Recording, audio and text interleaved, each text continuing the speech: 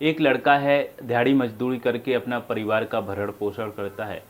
टहलते टहलते वो रेड लाइट एरिया में पहुंच जाता है और रेड लाइट एरिया में जब देखता है तो ऊपर जैसे ही सर को करता है तो बहुत सारी लड़कियां हद से छोटे कपड़े पहने हुए हैं, ऐसे कपड़े जो मर्दों को आकर्षित करे। उसमें एक लड़की है जिसको देखकर वो हैरान रह जाता है, परेशान रह जाता है।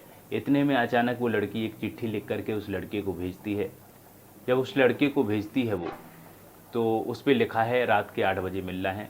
जब वो लड़का रात के 8 बजे मिलने जाता है, सभी लड़कियों को देखकर वो लड़का उनको रिजेक्ट कर देता है, लेकिन उस लड़की को सिलेक्ट कर लेता है। जैसे ही अंदर जाता है वो कोठे में लेकर के, तो हैरान रह जाता है, सोचने पर मजबूर रह जाता है। और वो लड़की कोई और नहीं थी, वो उसकी बहन थी।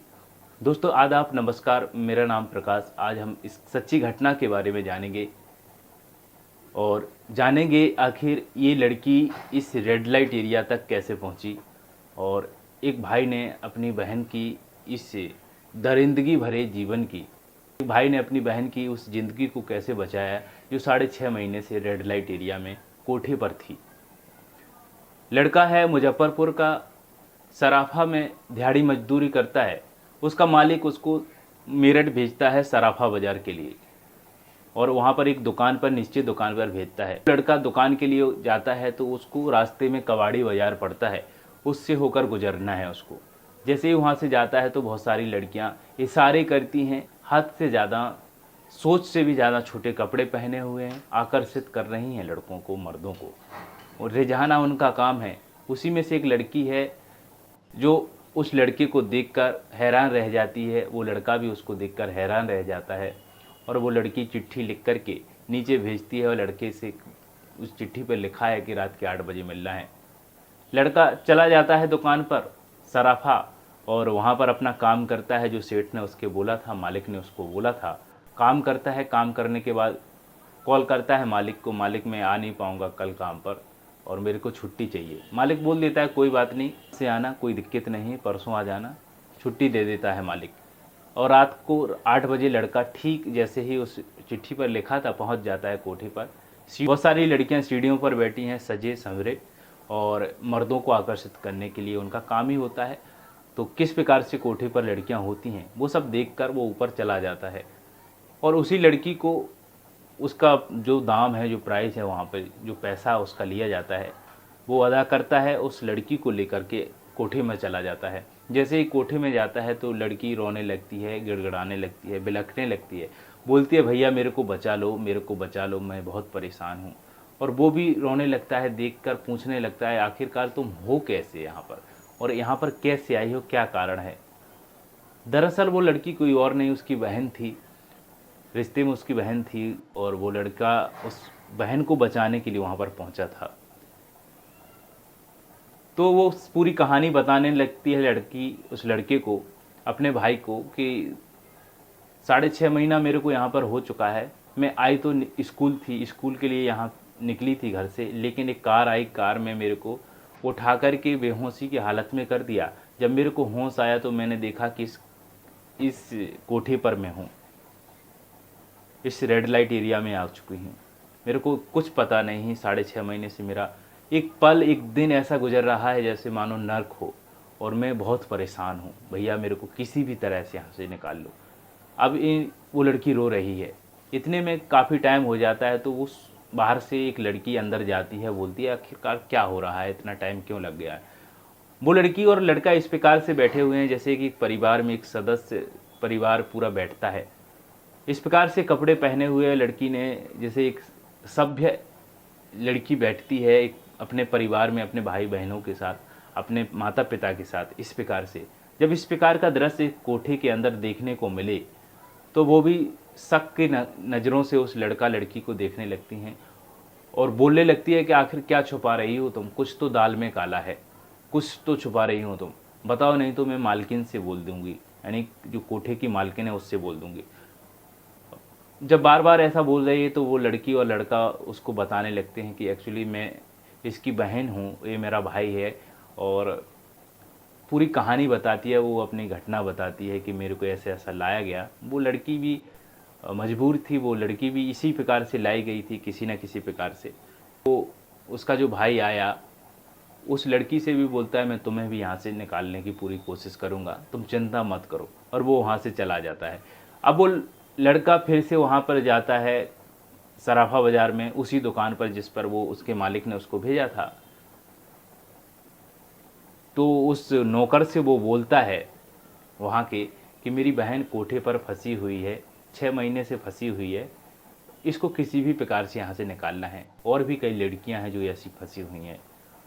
तो उस समय वहाँ के पुलिस स्टेशन वो लोग जाते हैं, तो वहाँ पर एसएचओ की बात करें तो रश्मि चौधरी थी, और वहाँ पर लीगल एक्शन लिया गया, एक टीम गठित की गई, रेड वहाँ पर रेड पड़ी, छापा पड़ा, तो सभी को वहाँ से निकालने की पूरी कोशिश की गई, और वो लड़का वहाँ से अपनी बहन को निकाल ले गया।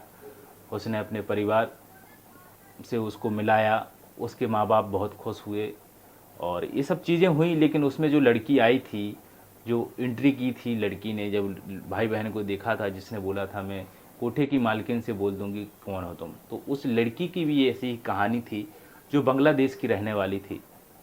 उसकी शादी, नई नई शादी हुई थी, एक बच्चा भी उसको हो गया था।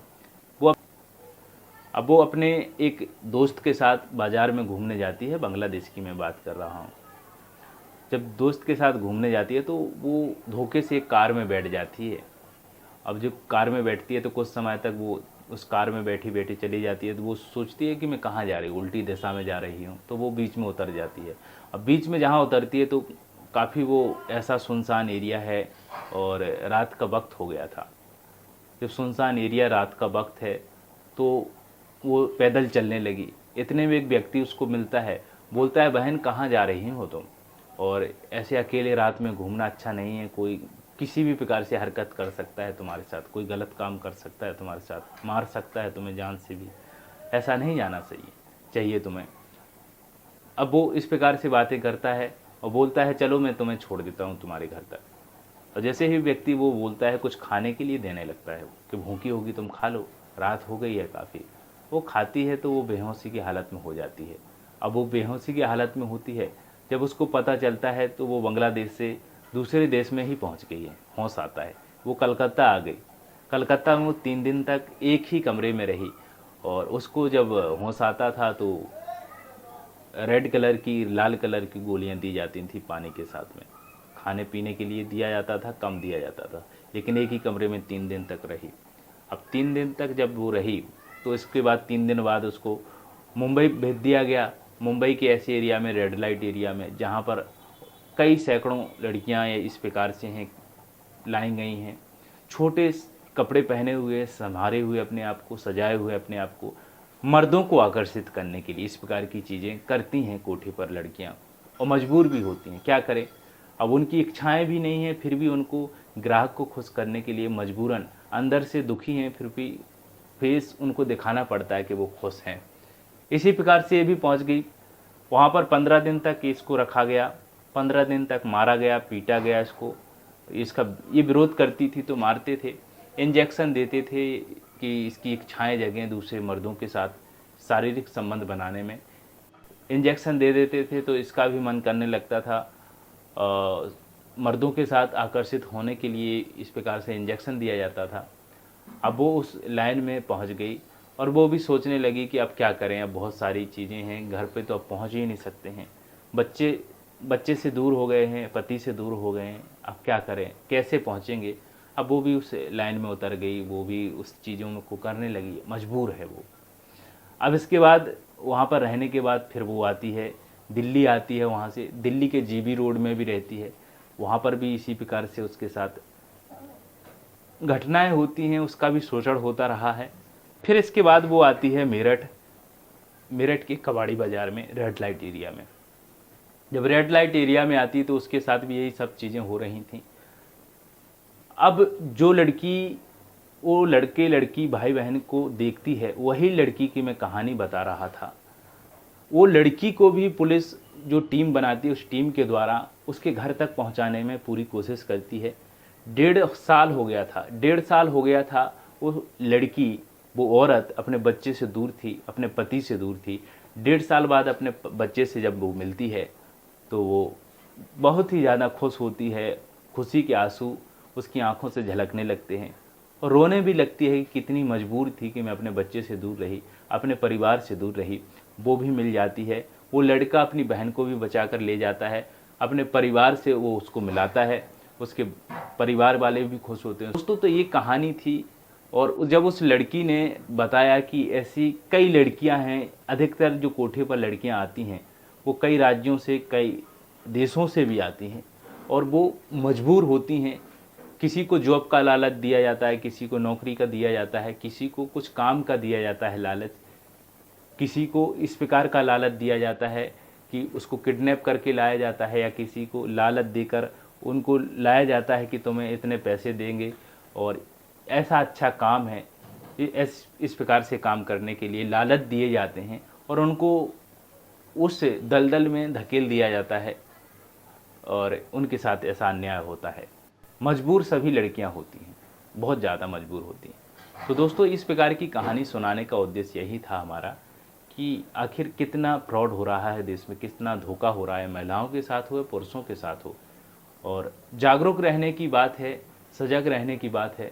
ऐसे दरिंदों से, ऐसे जो वाहियात सोच रखने वाले व्यक्ति हैं उनसे दूर रहने की बात है। जो लड़कियों को किडनैप करके कहीं ना कहीं अपने दलालों का काम करके कोठों पर बेच देते हैं, उनसे दूर रहने की भी बात है। अब इनसे दूर, इनसे पहचाने कैसे? तो बस पहचानना ऐसा है कि किसी की अनजान व्यक्ति की बातों में नहीं आना है, या जान पहचान वाला व्यक्ति यदि लालची टाइप से बातें कर रहा है तो उसको जानना है, परखना है कि आखिर ये सच है क्या, ये इस प्रकार से हो सकता है। मतलब जागरूक रहने की बात है। अपने परिवार के साथ अपना ध्यान दें, अपने परिवार का भी ध्यान दें, आप भी जागरूक रहें। दोस्तों, हमारी मुलाकात एक नई कहानी के साथ आप लोगों के साथ होगी। तब तक के लिए अपना ख्याल रखिएगा। मिलेंगे अगले वीडियो में। तब